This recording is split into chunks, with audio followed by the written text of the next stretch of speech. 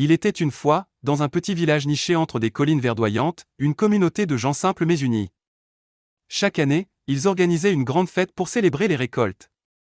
Mais cette année-là, une tempête violente frappa le village, détruisant les champs et rendant les routes impraticables. Les villageois, inquiets, se réunirent dans la salle des fêtes. Ils savaient que sans récolte, ils ne pourraient pas célébrer. Au lieu de se laisser abattre, ils décidèrent de s'entraider. Chacun apporta ce qu'il pouvait, des légumes, du pain, même des pots de confiture. En un rien de temps, une grande table fut dressée au centre de la salle, couverte de mets savoureux. Le jour de la fête arriva. Au lieu de se concentrer sur ce qu'ils n'avaient pas, les villageois célébrèrent ce qu'ils avaient, leur solidarité.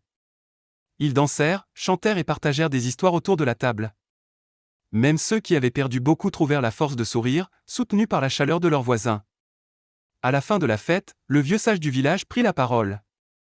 Il rappela à tous que la véritable richesse ne réside pas dans les biens matériels, mais dans les liens que l'on tisse.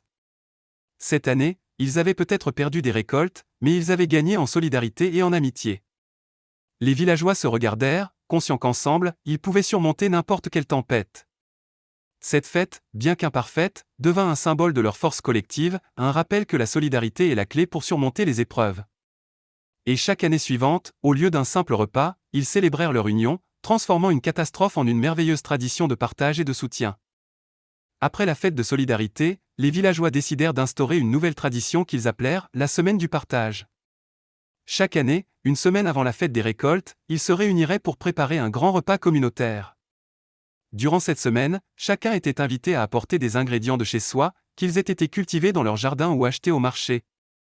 Les villageois cuisinaient ensemble, échangeant recettes et astuces, tout en renforçant leurs liens. Non seulement ils créaient un festin pour la fête, mais ils en profitaient aussi pour organiser des activités pour tous, des ateliers de jardinage, des jeux pour les enfants, et même des conférences sur la durabilité. À la fin de la semaine, ils invitaient les personnes dans le besoin des villages voisins à se joindre à eux pour le grand repas. Cela renforçait non seulement la solidarité au sein de leur communauté, mais aussi avec les villages environnants, transformant la semaine du partage en un événement régional célébrant l'entraide et l'amitié.